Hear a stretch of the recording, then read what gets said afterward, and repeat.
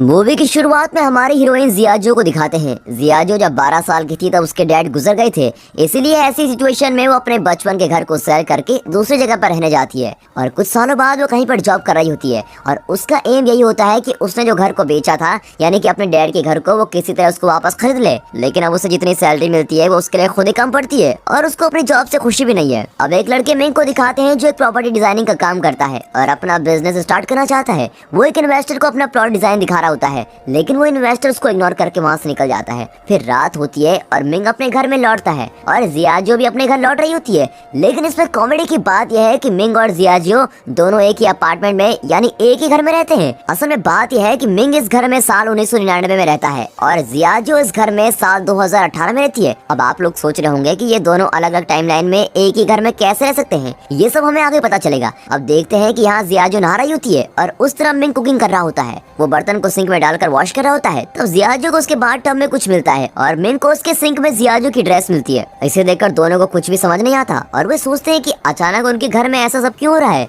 लेकिन बहुत थक जाने के कारण दोनों इसके बारे में ज्यादा नहीं सोचते और बेड पर जाकर सो जाते हैं। फिर अगले दिन सुबह मिंग के चेहरे पर जियाजो एक जोर का तमाचा लगाती है। वो दोनों शॉक होकर उठकर देखते हैं तो उन दोनों के कमरे मिक्सअप हुए होते हैं और वो कमरा पहले से भी बड़ा होता है। अब ये सब देखते ही दोनों घबरा जाते हैं। फिर जियाजो मिंग को चोर समझकर वहाँ की चीजों से मारने लगती है और मिंग भी यहाँ वहाँ भाग रहा होता है। तब उन्हें समझ में आता है कि दोनों के कमरे मर्ज हुए हैं। अब मिंग उसके कमरे से विंडो से बाहर देखता है, तब वहाँ बादल छाए हुए होते हैं और यहाँ जियाजो अपने कमरे से बाहर देखती है तो वहाँ तेज धूप होती है। फिर मिंग अपना डोर ओपन करके बाहर जाता है, तब उसे कुछ अलग नजारा नहीं दिखता। वो अब तक साल 1999 में होता है। लेकिन जब जियाजो मिंग के दरवाजे से बाहर देखती है तो वो एकदम शॉक हो जाती है, क्योंकि वो अब तक तो ईयर 2018 में जी रही थी, लेकिन उसे बाहर 1999 के सीन्स दिखते हैं और वो घबरा कर अंदर आती है और डोर लॉक कर देती है। फिर वो अपने कमरे के दरवाजे को खोलकर देखती है, तब वो फिर से 2018 में आ जाती है। लेकिन अब ये देखकर मिंग बड़ा ही हैरान हो जाता है, क्योंकि वो अब तक 1999 में जी रहा था और अब 2018 में टेक्नोलॉजीज और भी एडवांस हो गई होती हैं। फिर दोनों घबरा कर अंदर जाकर डोर लॉक कर देते हैं। फिर वे दोनों समझ जाते हैं कि दोनों एक ही अपार्टमेंट में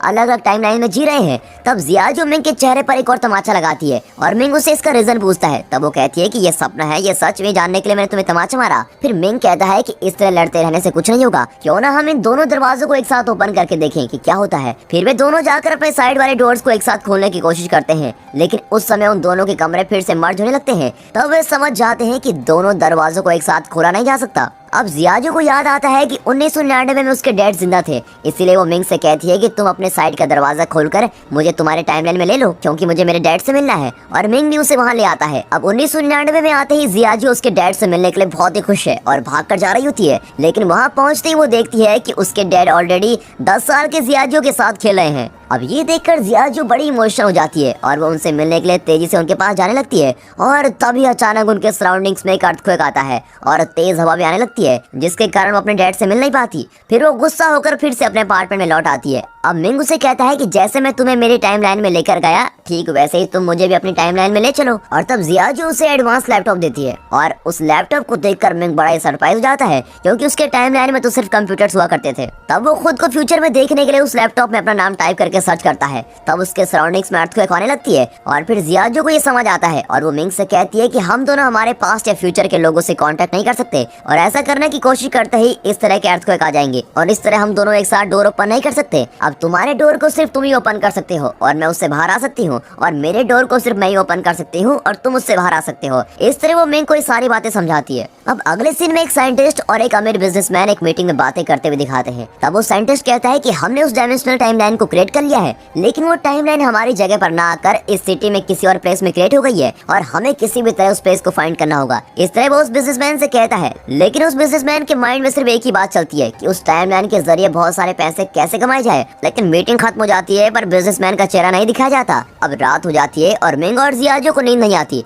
तब जियाजो कहती है कि मेरे डैड मुझे छोड़कर ऊपर चले गए, इसलिए मैं ऐसी सिचुएशन में आ गई हूँ। मुझे जब तक उनकी याद आती है तब मैं उनकी कार की को देखती रहती हूँ और लोन न चुकाने की वजह से मेरे बचपन का घर भी मेरे हाथ से निकल गया है, लेकिन मैं उस घर को वापस खरीद कर ही रहूंगी। अब इस तरह वो इमोशनली बातें करती है। फिर सुबह हो जाती है और जियाजो और मिंग दोनों ही अपने टाइमलाइन में ऑफिस के लिए निकलते हैं। असल में जियाजो को एक अमीर आदमी के साथ शादी करनी होती है और इतना ही नहीं, उसकी एक कंडीशन भी होती है कि उससे शादी करने वाला आदमी अगर उसका घर वापस खरीद कर उसको देता है तो ही उससे शादी करेगी। और इसी कंडीशन के साथ वो कई लोगों को डेट भी करती है, लेकिन उसकी इस कंडीशन को कोई नहीं मानता और ऐसे ऐसे ही चलते चलते उसे एक दिन अमीर आदमी मिलता है जो उसकी कंडीशन के लिए राजी हो जाता है, लेकिन वो जियाजो से उम्र में काफी बड़ा लगता है और वो बातें भी बड़ी अजीब तरीके से ही करता है। लेकिन वो अमीर होने की वजह से जियाजो भी उससे शादी करने के लिए राजी हो जाती है। फिर वो कहता है कि कुछ ही समय में मैं तुम्हारे घर को खरीद लूंगा और फिर ऊपर से हम दोनों के नाम के नेम प्लेट्स को लगाना होगा, उसके लिए कुछ पैसे लगेंगे और ऐसे छोटे मोटे खर्चे के लिए मैं कैश कैरी नहीं करता, इसलिए अगर तुम्हारे पास कुछ पैसे हैं तो मुझे दे दो। और इसकी बातों में आकर जियाजो भी उसको एटीएम से पैसे निकाल कर देती है। फिर वो कहता है कि मैं पानी की बोतल लेकर आता हूँ, लेकिन काफी देर हो जाती है और वापस नहीं लौटता।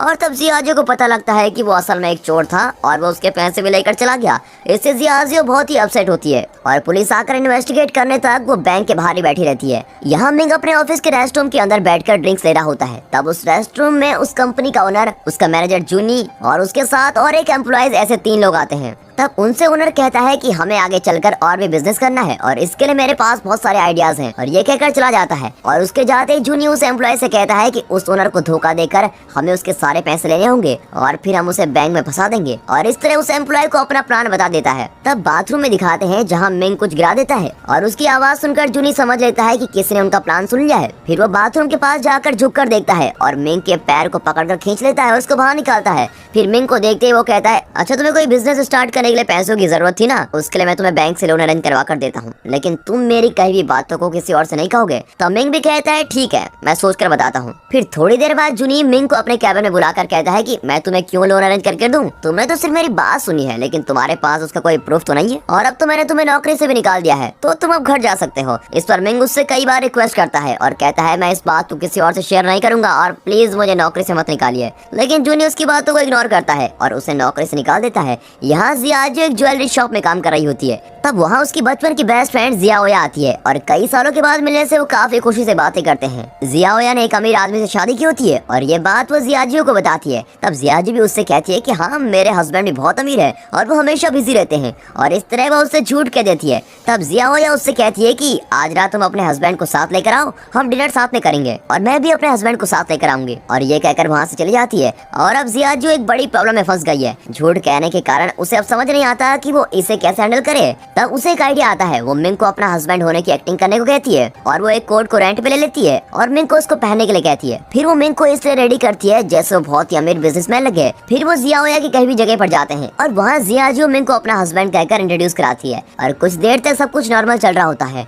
फिर खाना खाते समय मिंग अपने खाने को जल्दी खाकर खत्म कर देता है और फिर वो अपना कोट उतारकर साइड में रखता है, और तब जिया ओया और उसका हस्बैंड सिचेंग नोट करते हैं कि मिंग के कोट पर लिखा हुआ है यहाँ कपड़े रेंट पर दिए जाते हैं। लेकिन ये पता ना होकर मिंग मुझसे कहता है कि मेरी एक बहुत ही बड़ी कंपनी है, और इस तरह की झूठी कहानियां उन दोनों को बताता है। और ये सब सुनकर वो दोनों को हंसी आती है। और इतना नहीं, जियाजो उन्हें अपनी एक और फेक डायमंड रिंग को दिखाकर कहती है ये करोड़ों रुपयों की डायमंड है, और तब वो फेक डायमंड उस रिंग से निकलकर आग के पास जाकर गिरता है और वो पूरी तरह से मेल्ट हो जाता है। अब ये सब देखकर जिया ओया और सिचेंग हंसने लगते हैं और इससे जियाजो बहुत ही शर्मिंदा होती है और फिर घर लौट जाती है और इस बात को सोचकर मिंग के सामने रोती है। तब टीवी में कोई लॉटरी टिकट का शो चल रहा होता है और उस शो को देखते ही वो लॉटरी टिकट खरीदकर अमीर बनने के सपने देखते हैं और वे असल में कौन सा लॉटरी नंबर जीतेगा इसका पता लगाते हैं। और फिर अगले दिन ही मिंग के टाइमलाइन में यानी 1999 में जाकर तुरंत उस नंबर वाले लॉटरी टिकट को खरीद लेते हैं। अब क्योंकि दोनों को पता चल गया है कि उनकी लॉटरी ही विन करेगी, इसलिए वे दोनों खूब मजे करते हैं। अब इस दौरान जियाजो मिंग को अपने टाइमलाइन में ले लेती है और दोनों बहुत ही एंजॉय करते हैं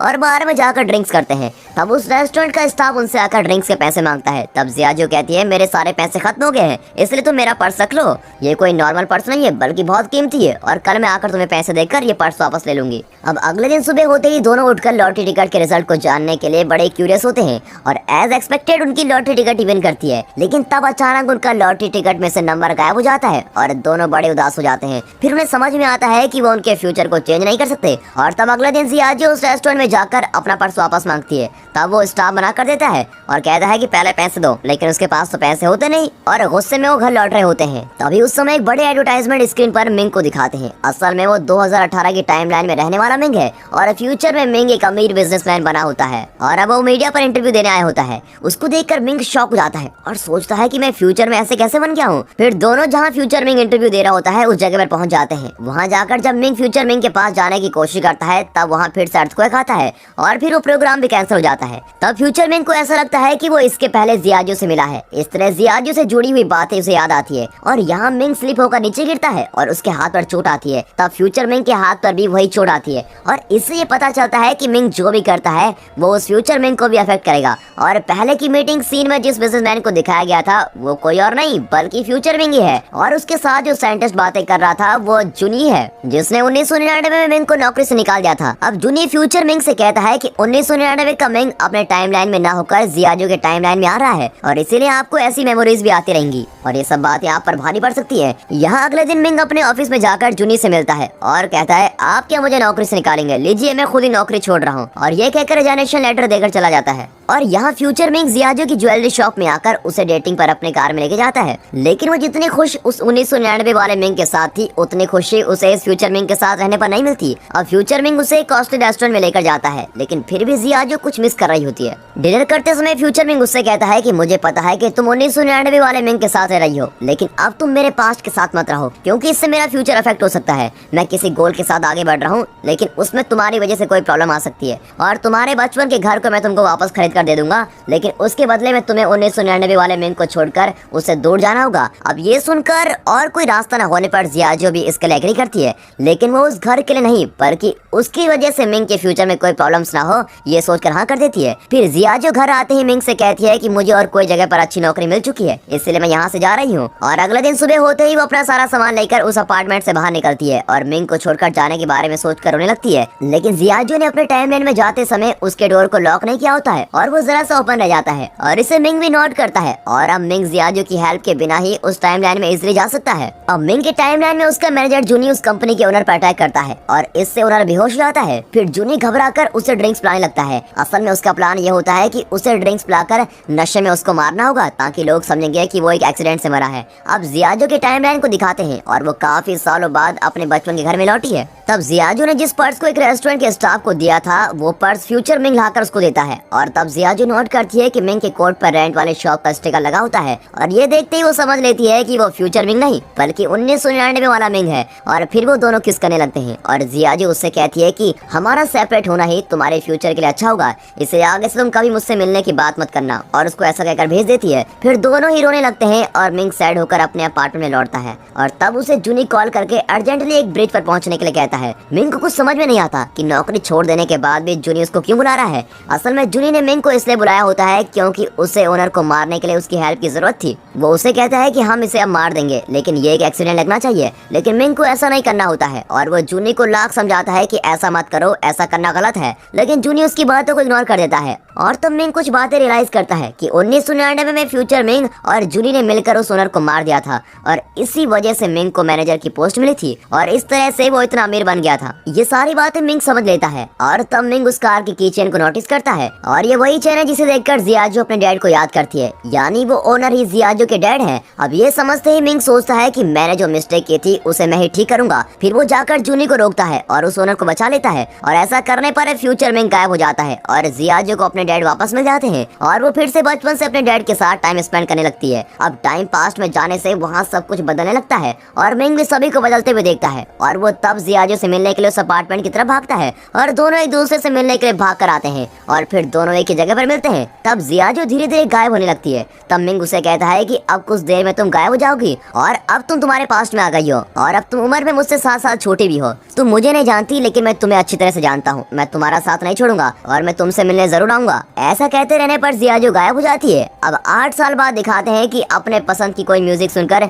जियाजो उस म्यूजिक की तरफ चलकर आ रही होती है, और वहाँ आते समय मिंग उसको देख लेता है, और मिंग उसके पास आने लगता है। तब पास आते ही जियाजो उसे किक करती है, और गुस्से में पूछती है कि क्या तुम चोर हो, इस तरह मेरे पास क्यों आ रहे हो। और इससे मिंग सोचने लगता है क्या अब भी हमें इस प्यार को लड़ाई से शुरू करना पड़ेगा। और दोस्तों इसी के साथ ये मूवी यहाँ पर खत्म होती है। दोस्तों ये मूवी आपको कैसे लगी हमें कमेंट करके जरूर बताइएगा, और अगर वीडियो पसंद आ गई हो तो वीडियो को एक लाइक और चैनल को सब्सक्राइब अभी कर दें। And finally thanks for watching.